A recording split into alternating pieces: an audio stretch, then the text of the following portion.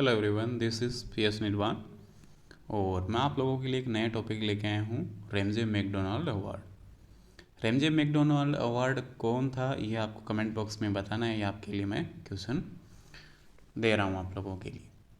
तो ये क्या था, ये मामला पूरा अपन देखेंगे। ये मॉडर्न हिस्ट्री का टॉपिक है ये, और ख़ास करके ये टॉपिक उन लोगों के लिए है जो यूपीएससी प्रिपरेशन कर रहे हैं। तो अपन चलिए देखते हैं। ये ब्रिटिश के पीएम है, आप स्क्रीन में भी देख रहे हो, मैंने आपको बता दिया आपका आंसर भी। वैसे रेमजे मैकडोनाल्ड अवार्ड जो है 1932 का था। और ये निर्णय क्यों दिया गया, ये दिया गया था सांप्रदायिक निर्णय। यानी कि ये अवार्ड नहीं है। अगर आप इसे अवार्ड से रिलेटेड करके देखोगे तो आप यूँ सोचोगे ये कोई अवार्ड था जो भारतीयों को दिया गया था या फिर ब्रिटेन वासियों को दिया गया था। तो ऐसा अवार्ड नहीं है, ये ब्रिटेन के पीएम थे। तो अपन देखेंगे कि ये क्या था ये अवार्ड और क्यों लाया गया था ये। तो भारतीय समाज को अलग अलग निर्वाचन क्षेत्र घोषित करने के लिए ये पारित किया गया था। क्यों? क्योंकि जो अलग अलग समाज में, इसलिए क्योंकि दलितों को अलग रखा गया, मुस्लिम को अलग, सिख को अलग, ईसाई को अलग और हिंदू को अलग, यानी कि उनको समाज में बांटने के लिए ये अवार्ड लाया गया था। ये रूल्स 1906 में जो एक मुस्लिम पार्टी बनी गई थी, पहले ही बन गई थी वो। 1909 में मार्लो मिंटो आया था, तो उसने अलग से एक मुस्लिमों को आरक्षण दे दिया था। जो व्यवस्था मुस्लिमों के लिए की गई थी वो अब ढेर सारे अल्पसंख्यकों के लिए भी बढ़ा दी गई। यानी कि जो व्यवस्था सिर्फ मुस्लिमों के लिए की गई थी, तो अंग्रेज़ों को लगा कि हमें भारतीय समाज को और बांट देना चाहिए, जिससे ये लोग अलग अलग बढ़ जाएंगे और ये कभी भी एक दूसरे की हेल्प नहीं कर पाएंगे और भारत इस तरह से आज़ाद नहीं हो पाएगा और हम लोग यहाँ पे शासन करते रहेंगे और हमारे लिए एक डोमिनी स्टेट ये बना रहेगा, यानी कि औपनिवेश देश बना रहेगा, जिससे हम अच्छी तरह से यहाँ से लूट सकें। लेकिन ये बात गांधी जी को और जो राष्ट्रवादी जो क्रांतिकारी थे उन लोगों को अच्छी तरह से समझ में आ रही थी, लेकिन वो भी एक दूसरे को सपोर्ट नहीं कर रहे थे, क्योंकि जो कुछ क्रांतिकारी थे और कुछ अहिंसा नहीं चाहते थे। तो इस वजह से दोनों का मेल भी नहीं खा रहा था। तो जो इस व्यवस्था मुस्लिमों के लिए की गई थी 1909 में, वो फिर सभी के लिए करने लग गए ये लोग।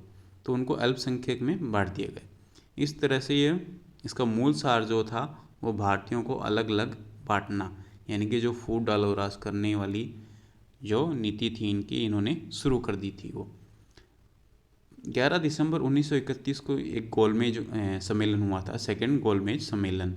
इसके बाद यह निर्णय लिया गया था। अब पूछे कि जो रेमजे मैकडोनाल्ड अवार्ड जो ये निर्णय लिया गया था, सांप्रदायिक निर्णय 1932 में, ये कब लिया गया था? तो ये सेकंड गोलमेज के बाद लिया गया था। ये और ये डेट अगर आप याद रख सको तो रख लो, वरना ऐसा कोई ज़रूरी नहीं है कि ये डेट आपको याद रखनी है, लेकिन इतना ज़रूर याद रखो कि सेकंड गोलमेज के बाद हुआ था। 31 दिसंबर 1931 को गांधी जी भारत आए थे।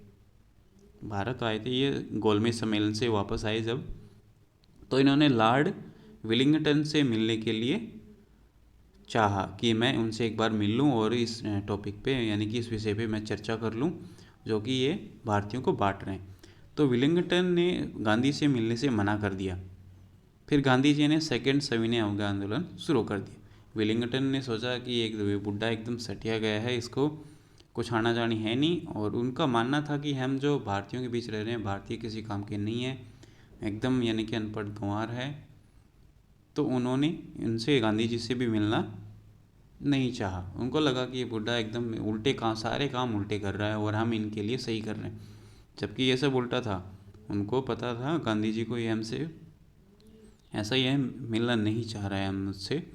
तो गांधी जी ने फिर क्या किया कि वो जो सेकंड गोलमेज सम्मेलन, गोलमेज के बाद भारत आए, विलिंगटन ने मना कर दिया, तो गांधी जी ने सविनय अवज्ञा आंदोलन शुरू कर दिया।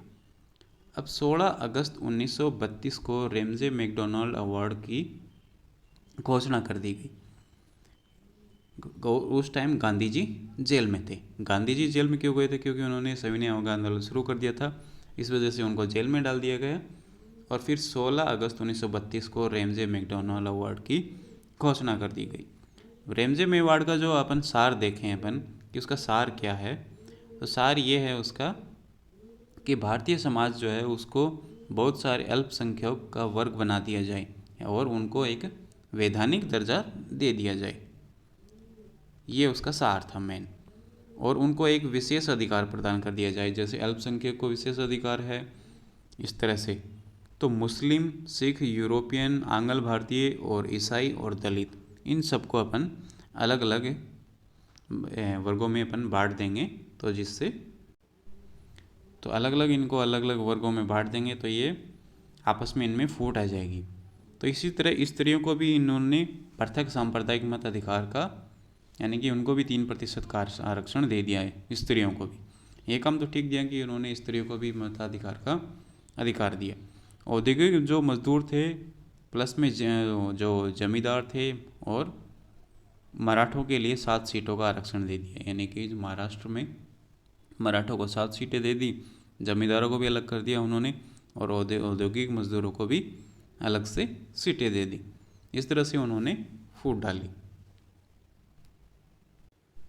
अब उसके बाद में उन्होंने पूरे वर्ग में, यानी कि अंग्रेज़ों जो पूरा जो वर्ग था, यानी कि सभी को अलग अलग दर्जा दे दिया, सभी को वैधानिक आरक्षण भी दे दिया और वैधानिक दर्जा दे दिया उनको कि हाँ, आपको एक लीगल आपके लिए प्रबंध कर दिया गया है कॉन्स्टिट्यूशन में, तो आप लोगों को कोई भी अब अवैधानिक नहीं बता सकता।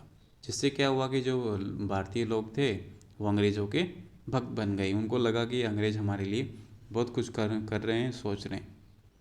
लेकिन उन लोगों को ये चीज़ें नहीं समझ में आ रही थी। इसका नुकसान क्या हुआ? इसका नुकसान ये हुआ कि भारतीय समाज पूरा बिखर गया और सब में फूट आ गई। सब अपना अपना देखते थे, कोई किसी को किसी से मतलब नहीं था। दूसरा ये था कि जो राष्ट्रीय चेतना थी वो ख़त्म हो गई और राष्ट्रीय भावना भी उन्होंने ख़त्म कर दी अंग्रेज़ों ने। तो ये उसके नुकसान हुए। अब अपन देखेंगे जो दलित वर्ग था उसमें अस्पृश्य वर्ग, यानी कि आप दलित उस टाइम अस्पृश्य वर्ग भी बोल सकते हो आप, या फिर दलित वर्ग। अस्पृश्य वर्ग बोलना इसके लिए उचित होगा। तो उसके लिए दोहरी व्यवस्था की गई। उनके जो निर्वाचन क्षेत्र थे वो निश्चित कर दिए गए, यानी कि उनको पर्टिकुलर उनके लिए निर्वाचन क्षेत्र बना दिए गए मतदान के लिए, और सामान्य निर्वाचन क्षेत्र में भी वो मतदान कर सकते हैं, उनको ये अधिकार दे दिया गया। और ये जो व्यवस्था की गई थी ये 20 ईयर के लिए की गई थी। तो गांधी जी ने इनको अल्पसंख्यक की मान्यता दे दी गई। जो दलित वर्ग का था उनको मुसलमान और मुस्लिम लीग की तरह ही उनको अल्पसंख्यक भी बना दिया गया, और 20 ईयर के लिए ये व्यवस्था की गई थी कि हम ये सिर्फ 20 ईयर के लिए ही कर रहे हैं। तो गांधी जी ने इसका विरोध किया। उन्होंने तीव्र विरोध किया इसका कि राष्ट्रीयता की जो भावना है उस पर ये कड़ा प्रहार कर रहे हैं। गांधी जी को समझ में आ रही थी ये चीज़ें कि इस चीज़ का रिजल्ट क्या होगा और हमें क्या नुकसान होगा। तो दलित वर्ग जो था उसमें स्थिति के सुधार कैसे हो या नहीं हो, इसका कोई उपाय नहीं सूझ रहा था।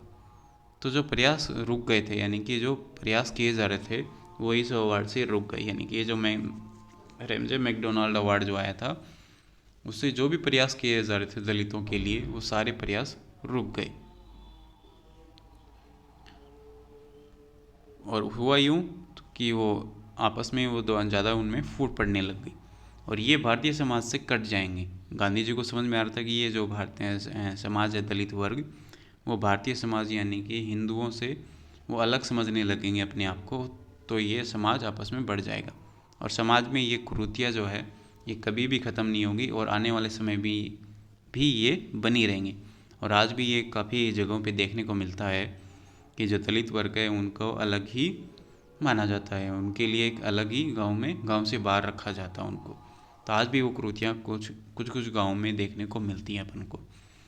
तो विरोध क्या हुआ कि हिंदू समाज से कटकर ये अल्पसंख्यक बना दिए गए, इसलिए इसका विरोध हो रहा था। तो इसके बाद में पूना समझौता हुआ था दोस्तों, अपन वो पूना समझौता भी अपन साथ में देख लेते हैं।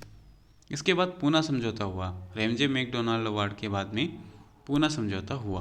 पूना समझौता 1932 में हुआ था, 4 सितंबर 1932 को। ये अपन यूँ पूना समझौता एक तरह से अपन यूँ मान सकते हैं जो रेमजे मैकडोनाल्ड अवार्ड जो आया था उसकी ही प्रतिक्रिया थी। इसमें क्या था कि सभी वर्गों को पृथक मताधिकार दे दिया गया था, वो तो अपने लास्ट में देखा था, और अंग्रेज़ों का यही था कि इनमें फूट डाल देंगे और अपन अच्छी तरह से राज कर पाएंगे। तो किन किन को बीच में हुआ पूना समझौता? तो पूना समझौता जो हुआ था गांधी जी के और अंबेडकर जी के बीच में, लेकिन गांधी जी को रिप्रेजेंट किया था मदन मोहन मालवीय जी ने, उनकी ओर से हस्ताक्षर किए थे। अब इसके केंद्र में कौन था? पूना समझौता यानी कि किस मुद्दे पे हो रहा था? वो हो रहा था दलितों के मुद्दों पर। अब जो इसमें से बच गए थे, यानी कि पूना समझौता में जिन जिन को अलग मताधिकार का अलग से अधिकार दे दिया गया था, उसके बाद जो सामान्य वर्ग जो बच गए थे उनको सामान्य में डाल दिया गया। बॉम्बे का जो था उनमें वहाँ पे 7 सीटें कर दी गई सामान्य की, और जो मराठे थे उनको आरक्षण दे दिया गया, और जो दलित थे उनको अल्पसंख्यक की मान्यता दे दी गई वहाँ पे। और राष्ट्रवादियों ने इसका विरोध किया, बहुत कड़ा विरोध किया था। कांग्रेस ने कहा कि हमें, कांग्रेस ने पहले इस पर कोई अपना मत नहीं दिया था, यानी कि गांधी जी ने इस पर ना तो स्वीकारा और ना ही इसे अस्वीकार किया। तो इसके लिए उन्होंने अंबेडकर जी को बुलाया और उन्होंने ये सारी चीज़ें बनाई, और किस किस तरह से उन्होंने ये चीज़ें बनाई अपन देखेंगे। जो अंबेडकर जी अपने कॉन्स्टिट्यूशन संविधान समिति के सदस्य भी थे, और उनके द्वारा ही वो चीज़ें लिखी गई थी। कितनी प्रोमिनेंटली थी कि उनको मतलब कि फ्यूचर को देख के भी वो चीज़ें उन्होंने उस टाइम वो क्रिएट की थी। लेकिन कई बार क्या है कि हम उनको थोड़ा गलत पढ़ लेते हैं, तो गलत नहीं थी, उन्होंने उस टाइम के लिए वो चीज़ें सही बनाई थी। लेकिन कुछ जैसे है राजनीतिक पार्टियाँ हैं, वो अपने फ़ायदे के लिए उन चीज़ों को फिर वो बढ़ाती गई, जो कि गलत था फिर। तो अपन अभी देखते हैं फिर आगे। तो उनके लिए दोहरी व्यवस्था की गई थी, और ये 20 ईयर के लिए की गई थी। तो गांधी जी ने जो है सामान्यतः इसका विरोध किया गया था, और जो उच्च वर्ग के जो लोग थे उन्होंने क्या किया कि जो दलित थे उनके लिए अपने जो मंदिर थे वो खोल दिए गए। यानी कि गांधी जी ने काफ़ी कुछ इनके लिए स्ट्रगल किया, लोगों को समझाया। फिर जो उच्च वर्ग के जो कट्टर हिंदू जो लोग थे उन्होंने गांधी जी को समझा, और फिर उन्होंने इनको मुख्य धारा में जोड़ने के लिए उन्होंने कहा ठीक है कि जो दलित वर्ग है वो भी मंदिर में प्रवेश कर सकता था। तो फिर ये जो समझौता हुआ था ये यरवदा जेल में हुआ था। यरवदा जेल कहाँ है? जो पूना में है। तो स्थानवाचक यानी कि सूचक, स्थानवाचक के सूचक को मान के इसका नाम पूना समझौता दिया गया। इसके जो परिणाम हैं वो अब क्या हुआ कि जो दलित वर्ग था उसके लिए आरक्षण की व्यवस्था हुई, और हिंदू समाज के अंदर ही रहते हुए, यानी कि उनको अल्पसंख्यक का अलग से दर्जा न दे करके हिंदू समाज में रहते हुए उनके लिए अलग से एक आरक्षण की व्यवस्था की गई, जो कि भारतीय समाज का ही अंग बनकर रहेगा ये।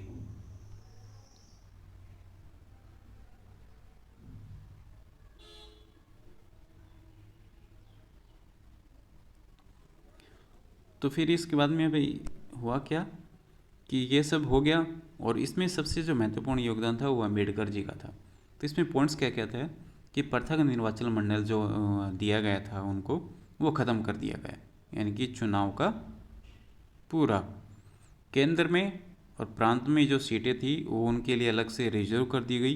यानी कि टोटल जो केंद्र में उनके लिए 18% रिजर्व कर दी गई। प्रांत में जो थी 71 सीटें थी, वो 147 सीटें कर दी गई इनके लिए। यानी कि इनके लिए सीटों में भी वृद्धि कर दी गई, इनको आरक्षण भी दे दिया गया। गवर्नमेंट जॉब में इनके लिए उचित प्रतिनिधित्व मिलेगा। यानी कि गवर्नमेंट जॉब थी उस टाइम, उनमें इनके जो शैक्षणिक योग्यता है उसके आधार पर इनको जॉब मिलेगी। ऐसा नहीं है कि इनके पास योग्यता है फिर भी इनके साथ भेदभाव होगा, तो वो भेदभाव ख़त्म कर दिया गया, और इनको उचित जो है प्रतिनिधित्व मिलेगा। इसके बाद में ये जो पुनः समझौता हुआ अच्छी तरह से डिस्कस हो गया, ये चीज़ें होंगी। उसके बाद इसे ब्रिटेन भेजा। ब्रिटेन भेजने के बाद में इसे रेमजे मैकडोनाल्ड अवार्ड का संशोधित रूप समझा, यानी कि उसी का ही ये एक डेवलप रूप है। तो ब्रिटेन ने इसको अप्रूव कर दिया, और उसके बाद गांधी जी ने हरिजन समाज के उत्थान में लग गए। यानी कि वो हरिजन समाज के लिए कार्यक्रम उन्होंने शुरू कर दिया, उनके उत्थान के लिए, उनके राजनीतिक चेतना के लिए, उनको समाज के मुख्य धारा में एकदम यानी कि बहने के लिए, उनको एकदम साथ जोड़ने के लिए उन्होंने प्रयास शुरू कर दिए। और एक बार दलितों के पृथक दर्जा दे दिया होता तो ये अस्पृश्यता का अंत कभी नहीं होता, ये गांधी जी का मानना था। पुनः समझौता क्या था कि वो जो स्वर्ण हिंदू और दलितों के मध्य ये समझौता था। अगर आपको एक लाइन में ये पुनः समझौता बताना हो तो आप यूँ कह सकते हो कि स्वर्ण हिंदू और प्लस दलितों के मध्य ये समझौता था, तो ये पुनः समझौता था। तो आई होप दोस्तों ये दोनों टॉपिक आपको समझ में आ गए होंगे। तो अगर आप लोगों को जो मॉडर्न हिस्ट्री है अपनी यूपीएससी के रिगार्डिंग मैं बोल रहा हूँ, यूपीएससी और पीसीएस के लिए, बाकी जो एग्ज़ाम्स हैं उनके लिए भी आप पढ़ सकते हो, लेकिन मेनली मैं आपको यूपीएससी और पीसीएस के लिए ही बता रहा हूँ। अगर आपको मॉडर्न हिस्ट्री पढ़नी है अच्छी तरह से तो मैं आप लोगों के लिए शुरू से वीडियोस के बना सकता हूँ। अगर आपके काफ़ी कमेंट्स और इस लाइक्स और सब्सक्राइब आए तो आपके मैं डेफिनेटली हेल्प करूँगा मॉडर्न हिस्ट्री पढ़ने के लिए। और जो मैं आपको मॉडर्न हिस्ट्री पढ़ा रहा हूँ, मैं भी ऑलरेडी आपको बता रहा हूँ कि यूपीएससी की मैं प्रिपरेशन ऑलरेडी कर चुका हूँ और अभी भी मैं अपना प्रिपरेशन कर रहा हूँ। तो एक रेपुटेड यानी कि रिटायर्ड आईएएस से मैं पढ़ रहा हूँ। मैं सॉरी उनका यहाँ पे नाम नहीं ले सकता और ना ही उसे अकेडमी का नाम ले सकता हूँ। तो आपके लिए बेहतर ये होगा कि वो जो मैं पढ़ रहा हूँ वो मैं आपके लिए यहाँ पे प्रोवाइड करवा सकता हूँ। तो अगर आपकी इच्छा है मुझसे पढ़ना है मॉडर्न हिस्ट्री तो मैं आप लोगों के लिए वीडियोस बना सकता हूँ। तो कमेंट सेक्शन में लिख के ज़रूर बताइए। थैंक यू, धन्यवाद।